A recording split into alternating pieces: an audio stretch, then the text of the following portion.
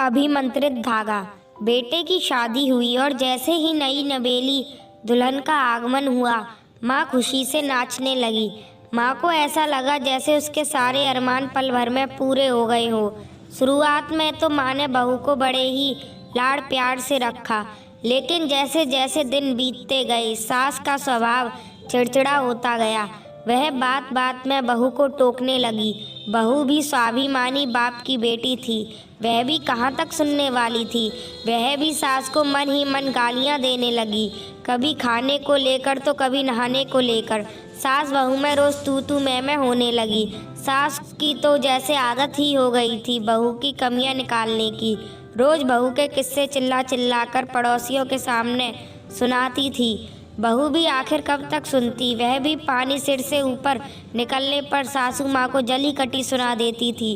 कभी कभी तो बात एक दूसरे के खानदान को भला बुरा कहने तक पहुँच जाती, तो कभी एक दूसरे पर बर्तन फेंकने की नौबत भी आ जाती थी। बात यहाँ तक आ पहुँची कि बहू सास की एक भी नहीं सुनने लगी। आखिर एक दिन सासू माँ ने अपने बेटे से कहकर बहू की पिटाई करवा दी। मजबूरी में बहू बेचारी पिट गई।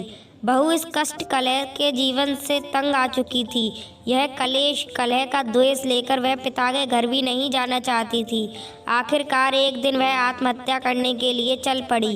पानी लाने के बहाने मटका लेकर घर से निकली। नदी किनारे पहुंचकर उसने मटका एक जगह रखा और तेज जल प्रवाह की ओर बढ़ने लगी। वह जल की तेज धाराओं में गिरकर अपना जीवन नष्ट करने वाली ही थी कि पीछे से किसी ने पकड़ लिया। जब उसने पीछे मुड़कर देखा तो वह स्तब्ध रह गई। वह रक्षक एक बूढ़ा साधु था। साधु कुछ पूछता उससे पहले ही वह फूट फूट कर रोने लगी। साधु ने कहा, बेटी क्या बात है, क्यों अपने अमूल्य जीवन को नष्ट करने जा रही थी? वह स्त्री बोली, बाबा मेरी सास बहुत बुरी है। वह रोज़ पड़ोसियों से मेरी बुराइयां करती है, रोज़ खुद लड़ाइयां करती है। शाम को जब मेरे पति आते हैं तो उनके सामने शरीफ बनकर मेरी शिकायत करती है। फिर मेरे पति अपनी माँ का पक्ष लेकर मुझे मारते पीटते हैं। मैं तंग आ गई हूँ इस जीवन से, इसलिए मैं अब और अधिक नहीं जीना चाहती। बाबा मुझे मर जाने दीजिए।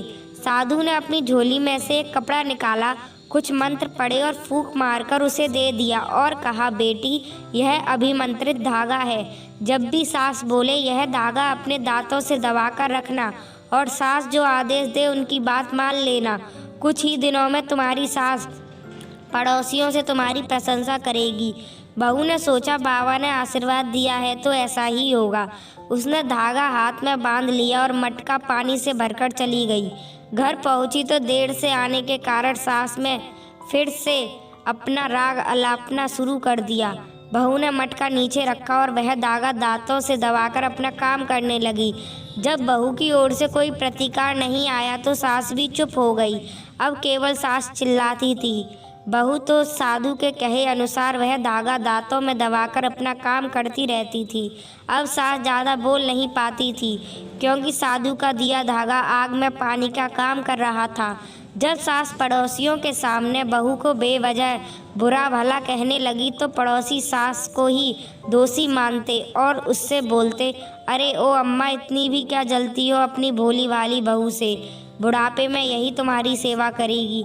लोगों की बातों का बुढ़िया पर असर हुआ। तभी एक दिन बुढ़िया आंगन में फिसलकर गिर गई और उसके पैर में मोच आ गई। बेचारी बहू ने जब तक वह ठीक नहीं हुई उसकी सेवा की। अब बुढ़िया को अपनी गलती का एहसास हो गया। अब वह पड़ोसियों से अपनी बहू की तारीफ करने लगी।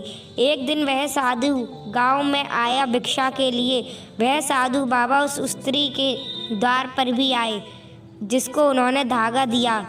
स्त्री ने देखते ही साधु को पहचान लिया और उनको बहुत बहुत धन्यवाद कहते हुए प्रणाम करने लगी और बोली, बाबा आपने चमत्कार कर दिया, मेरी सास पूरी तरह से मेरे अनुकूल है। साधु ने हंसते हुए कहा, बेटी इसमें मेरा कोई चमत्कार नहीं, सब तेरी सहनशीलता का परिणाम है। मैंने तो केवल तुझे सहनशील बनाने का सूत्र दिया था। उस धागों को दांतों में दबाने से तुम कुछ बोल नहीं सकती थी और तुम्हारे नहीं बोलने से सास कब तक बोलती? जब दो लड़ते हैं तो गलती दोनों की होती है। तूने अपनी गलती सुधार ली, उसे भी अपनी गलती सुधारनी ही थी।